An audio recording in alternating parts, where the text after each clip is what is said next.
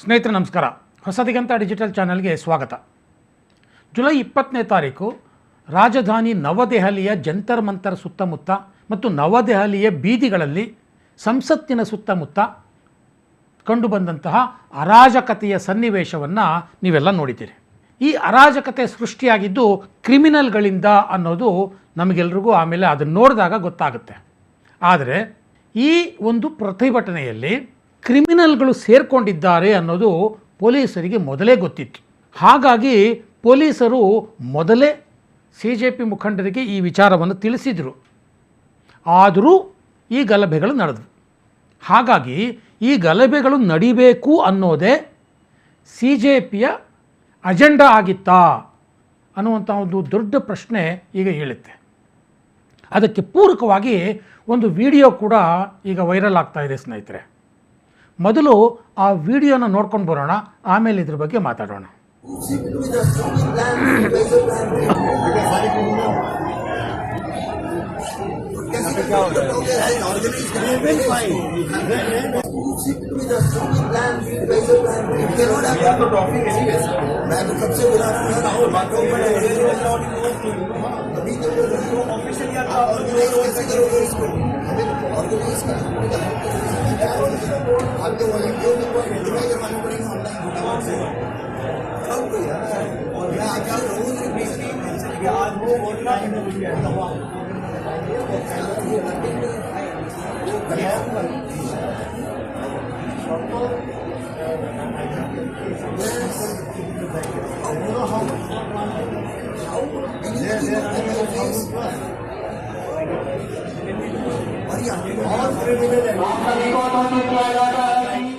ನೋಡಿ, ಇಲ್ಲಿ ಸೌರವ್ ದಾಸ್ ಇದ್ದಾನೆ, ಪಕ್ಕದಲ್ಲಿ ಅಶುತೋಷ್ ರಂಕಾ ಇದ್ದಾನೆ. ಇವರಿಬ್ಬರು CJPಯ ಸೋಕಾಲ್ಡ್ ನಾಯಕರು. ಅವರ ಜೊತೆ ಹಿರಿಯ ಪೊಲೀಸ್ ಅಧಿಕಾರಿಗಳಿಬ್ಬರು ಮಾತಾಡ್ತಾ ಇದ್ದಾರೆ. ಇವರು ಅಂತಿಂಥ ಅಧಿಕಾರಿಗಳಲ್ಲ. ದೆಹಲಿ ಪೊಲೀಸ್ ಇಲಾಖೆಯ DCP ಸಚಿನ್ ಶರ್ಮಾ ಮತ್ತು ದೆಹಲಿಯ ಜಾಯಿಂಟ್ ಕಮಿಷನರ್ ಪುರೋಹಿತ್ ಅಂತೇಳಿ ಇವರಿಬ್ಬರು ಸಹ ಸೌರವ್ ದಾಸ್ಗೆ ಹೇಳ್ತಾ ಇದ್ದಾರೆ, ಮಾಹಿತಿಯನ್ನು ಕೊಡ್ತಾ ಇದ್ದಾರೆ. ಇದು ನಡೆದದ್ದು ಸ್ನೇಹಿತರೆ ಜಂತರ್ ಮಂತರ್ನಲ್ಲಿ ಬೆಳಗ್ಗೆ ಒಂದು 11ರ ಸುಮಾರಿಗೆ. ಆಗಿನ್ನೂ ಸಂಸತ್ ಚಲೋ ಅಂತ ಏನು ಕೊಟ್ರಲ್ಲ ಅದಿನ್ನೂ ಶುರುವಾಗಿರಲಿಲ್ಲ. ಇವರು ಇಲ್ಲಿ ಏನು ಹೇಳ್ತಾ ಇದ್ದಾರೆ ಈ ಪೊಲೀಸ್ನವರು ಅಂತಂದರೆ, ನೋಡಿ ನೀವೇನೋ ಪ್ರತಿಭಟನೆಗೆ ಕರೆ ಕೊಟ್ಟಿದ್ದೀರಿ, ಆದರೆ ಅಲ್ಲಿ ನೋಡಿದ್ರೆ ಪ್ರತಿಭಟನೆಯಲ್ಲಿ ಕ್ರಿಮಿನಲ್ಗಳು ಸೇರ್ಕೊಂಡು ಬಿಟ್ಟಿದ್ದಾರೆ. ಅವರ ಮುಖಗಳನ್ನು ನಾವು ಚೆನ್ನಾಗಿ ಗುರುತಿಸಿದ್ದೇವೆ. ಮುಂದೆ ಇದು ಅಪಾಯದ ಸನ್ನಿವೇಶವನ್ನು ಸೃಷ್ಟಿ ಮಾಡುತ್ತೆ. ಇವರ ಕ್ರಿಮಿನಲ್ ರೆಕಾರ್ಡ್ಗಳು ನಮ್ಮ ಬಳಿ ಇದೆ. ಹಾಗಾಗಿ ಇವರು ನೀವೇನು ಸಂಸತ್ ಚಲೋ ಕರೆ ಕೊಟ್ಟಿದ್ದೀರಿ ಅದರಲ್ಲಿ ಅನಾಹುತ ಮಾಡಬಹುದು.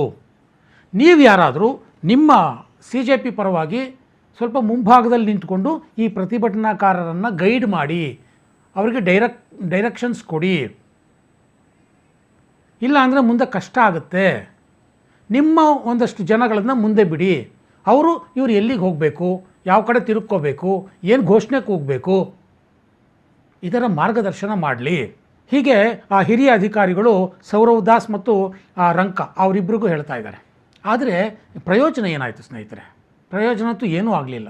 ಇವರು ಯಾವ ಸಂದರ್ಭದಲ್ಲಿ ಹೇಳಿದ್ರು ಗೊತ್ತಾ?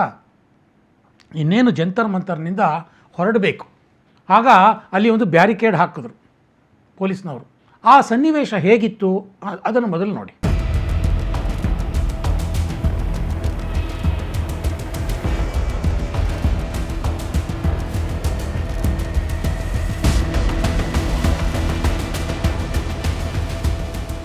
ನೋಡಿ ಇಲ್ಲಿ ಸನ್ನಿವೇಶ ಎಷ್ಟು ಉದ್ವಿಗ್ನವಾಗಿತ್ತು ಜಂತರ್ ಮಂತರ್ನ ಹೊರಗಡೆ. ಆಗ ಆ ಹಿರಿಯ ಪೊಲೀಸ್ ಅಧಿಕಾರಿಗಳು ಒಳಗಡೆ ಸೌರವ್ ದಾಸ್ಗೆ ಈ ಮಾತನ್ನು ಹೇಳಿದರು. ಹೊರಗಡೆ ಬ್ಯಾರಿಕೇಡ್ ಹಾಕಿದ್ದಾರೆ, ಎಷ್ಟು ಜನ ನುಗ್ತಾ ಇದ್ದಾರೆ, ಆ ಬ್ಯಾರಿಕೇಡ್ ತಡೆಯುತ್ತೋ ಇಲ್ವೋ ಗೊತ್ತಿಲ್ಲ. ಪೊಲೀಸರು ಆತಂಕದಲ್ಲಿ ತಡೆಯೋದಕ್ಕೆ ನಿಂತಿದ್ದಾರೆ ಮುಂಭಾಗದಲ್ಲಿ. ಎಂಥ ಸನ್ನಿವೇಶ ನೋಡಿ. ಆಗ ಪೊಲೀಸ್ನವ್ರಿಗೆ ಅನಿಸಿತ್ತು, ಇಲ್ಲ ಇಲ್ಲಿ ಏನೋ ಆಗುತ್ತೆ ಇದು ಅಂತ. ಪೊಲೀಸ್ನವರು ಶಾಂತವಾಗಿಯೇ ಬ್ಯಾರಿಕೇಡ್ಗಳನ್ನು ಹಾಕಿ ಅವ್ರನ್ನೆಲ್ಲ ತಡೆದಿದ್ದರು. ಆದರೆ ಈ ಮಾತನ್ನು ಸೌರವ್ ದಾಸ್ ಕೇಳಿಸ್ಕೊಳ್ಳುವಂಥ ಸ್ಥಿತಿಯಲ್ಲಿರಲಿಲ್ಲ. ಆ ಪೊಲೀಸ್ ಹಿರಿಯ ಅಧಿಕಾರಿಗಳು ಎಷ್ಟು ಆತಂಕದಿಂದ ಸೌರವ್ ದಾಸ್ಗೆ ಈ ಮಾಹಿತಿಯನ್ನು ಕೊಡ್ತಾ ಇದ್ದಾರೆ ನೋಡಿ ನೀವು. ನೋಡಪ್ಪ, ಹೊರಗಡೆ ಕ್ರಿಮಿನಲ್ಗಳಿದ್ದಾರೆ, ದಯವಿಟ್ಟು ಏನಾದರೂ ಪ್ಲ್ಯಾನ್ ಬಿ ಏನಾದರೂ ಇದ್ದರೆ ನೋಡಿ ಅಂತ ಸೌರವ್ ದಾಸ್ಗೆ ಸ್ಪಷ್ಟವಾಗಿ ಹೇಳ್ತಾ ಇದ್ದಾರೆ. ಇದು ತುಂಬ ಕಷ್ಟ ಆಗುತ್ತೆ ಅಂತ. ಆದರೆ ಸೌರವ್ ದಾಸ್ ಬಾಡಿ ಲ್ಯಾಂಗ್ವೇಜ್ ನೋಡಿ, ತಾನೇನೋ ಮಹಾನ್ ಸಾಧನೆ ಮಾಡಿದ ನಾಯಕನ ಥರ ಆ ಕಡೆ ಈ ಕಡೆ ತಿರುಗ್ಕೊಳ್ಳೋದು, ಕನ್ನಡಕ ಸರಿ ಮಾಡ್ಕೊಳ್ಳೋದು, ಇನ್ನೆಲ್ಲೋ ನೋಡೋದು, ಓ ಹೌದಾ ಅನ್ನುವಂಥ ರೀತಿಯಲ್ಲಿ ಬಾಡಿ ಲ್ಯಾಂಗ್ವೇಜ್. ಸೌರವ್ ದಾಸ್ಗೆ ಸ್ಪಷ್ಟವಾಗಿ ಗೊತ್ತಿತ್ತು ಇವತ್ತು ಏನೋ ಒಂದು ಅನಾಹುತ ಆಗುತ್ತೆ ಅನ್ನೋದು. ಇಷ್ಟಾದರೂ ಪೊಲೀಸ್ನವ್ರು ಹೇಳುವಾಗ ಆತನ ಬಾಡಿ ಲ್ಯಾಂಗ್ವೇಜು, ಆತನ ಪ್ರತಿಕ್ರಿಯೆ ಇದೆಲ್ಲವನ್ನು ನೋಡಿದಾಗ ಸ್ಪಷ್ಟವಾಗಿ ಅನಿಸೋದೇನು ಅಂತಂದರೆ ಇವೆಲ್ಲ ಆಗಲಿ ಬಿಡ್ರಿ ಅನ್ನೋ ಲೆಕ್ಕಾಚಾರದಲ್ಲೇ ಈ CJP ನಾಯಕರು ಇದ್ರಾ ಅನ್ನುವಂಥದ್ದು. ಇವರು ಇಷ್ಟೆಲ್ಲ ಹೇಳುವ ಸಂದರ್ಭದಲ್ಲಿ ಆ ಕಡೆ ದೀಪ್ಗೆ ಪ್ರತಿಭಟನೆಯ ಹಿಂಭಾಗದಲ್ಲಿ ನಿಂತಿದ್ದರು. ಅದರಲ್ಲಿ ಪ್ರಕಾಶ್ ರಾಜ್ ಕೂಡ ಬಂದ್ಬಿಟ್ಟಿದ್ರು. ಅವರೆಲ್ಲ ಹಿಂದ್ಗಡೆ. ಆದರೆ ಮುಂದ್ಗಡೆ ಹೋದಂಥ ಪ್ರತಿಭಟನಾಕಾರರು ಏನು ಮಾಡಿದ್ರು? ಈ CJP ವರ್ಕರ್ಸು ನಾಯಕರು ಅನ್ನಿಸ್ಕೊಂಡವ್ರು ಯಾರೂ ಮುಂಭಾಗದಲ್ಲಿ ನಿಂತು ಲೀಡ್ ಮಾಡಲಿಲ್ಲ. ಎಲ್ಲ ಜಂತರ್ ಮಂತರ್ನಲ್ಲಿ ಸೇಫ್ ಆಗಿದ್ದರು. ಪ್ರತಿಭಟನಾಕಾರರು ಮಾತ್ರ ಹೊರಗಡೆ ಇದ್ದರು. ಅಂತಿಮವಾಗಿ ಏನಾಯಿತು? ಪೊಲೀಸರು ನಿರೀಕ್ಷೆ ಮಾಡಿದ ಹಾಗೆ ಆಯಿತು. ಆ ಬ್ಯಾರಿಕೇಡ್ಗಳನ್ನು ಒಡೆದು ಅಲ್ಲಿನ ಪ್ರತಿಭಟನಾಕಾರರು ಸಂಸತ್ ಕಡೆಗೆ ನುಗ್ಗೋದಕ್ಕೆ ಶುರು ಮಾಡಿಬಿಟ್ರು. ನೋಡಿ ಅದನ್ನು ವಿಷುವಲ್.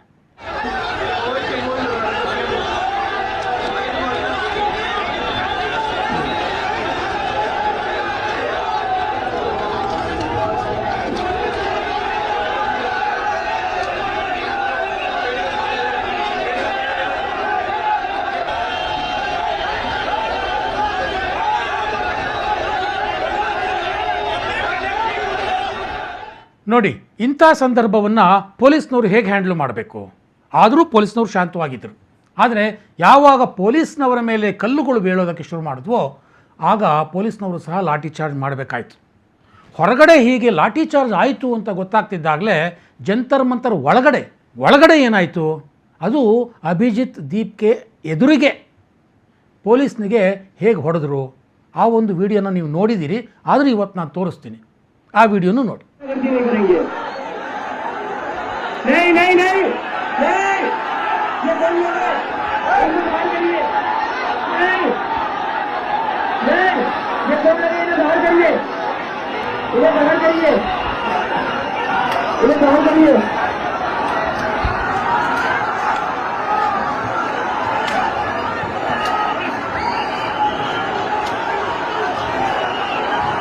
ನೋಡಿ, ಇಲ್ಲಿ ಒಬ್ಬ ಪೊಲೀಸ್, ಆ ಪೊಲೀಸ್ ವ್ಯಕ್ತಿಗೆ ಇಡೀ ಪ್ರತಿಭಟನಾಕಾರರು ಅಂತ ಅನ್ನಿಸ್ಕೊಂಡವರು ಯಾವ ರೀತಿ ಅಟ್ಯಾಕ್ ಮಾಡಿದರು, ಇದನ್ನೇ ಪೊಲೀಸ್ನವರು ನಿರೀಕ್ಷೆ ಮಾಡಿದರು, ಆತಂಕ ವ್ಯಕ್ತಪಡಿಸಿದರು.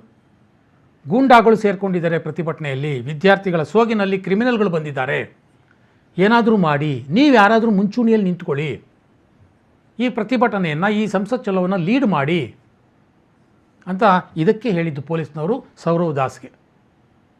ನಾನು ಆರಂಭದಲ್ಲಿ ತೋರಿಸಿದ್ನಲ್ಲ ಆ ವಿಡಿಯೋ, ಸ್ಪಷ್ಟವಾಗಿ ಇದು ಸೌರವ್ ದಾಸ್ಗೆ ಗೊತ್ತಿತ್ತು ಕ್ರಿಮಿನಲ್ಗಳಿದ್ದಾರೆ ಅಂತ. ಆದರೂ ಇವರು ಯಾರೂ ಕೂಡ ಮುಂಚೂಣಿಗೆ ಬಂದು ಪ್ರತಿಭಟನೆಯನ್ನು ಲೀಡ್ ಮಾಡುವಂತಹ, ಅದರ ನೇತೃತ್ವ ವಹಿಸುವಂತಹ ಒಂದು ಕೆಲಸವನ್ನು ಯಾರೂ ಮಾಡಲೇ ಇಲ್ಲ. ಎಲ್ಲ ಅಲ್ಲೇ ಜಂತರ್ ಮಂತರ್ನಲ್ಲಿ ಸೇಫಾಗಿ ಉಳ್ಕೊಂಡ್ಬಿಟ್ರು. ಸೊ ಈ ವಿಡಿಯೋ ಬಂದ ಮೇಲೆ ಈಗ ಜನ ನಿರ್ಧಾರ ಮಾಡಬೇಕು, ವಿದ್ಯಾರ್ಥಿಗಳು ನಿರ್ಧಾರ ಮಾಡಬೇಕು, ಈ CJP ಹೋರಾಟ ಇದರ ಉದ್ದೇಶ ಏನು ಅಂತ. ವಿದ್ಯಾರ್ಥಿಗಳಿಗೆ ನ್ಯಾಯ ಕೊಡಿಸೋದು, ಇಲ್ಲ ದೇಶದಲ್ಲಿ ಅರಾಜಕತೆ ಸೃಷ್ಟಿಸೋದು ಅಂತ.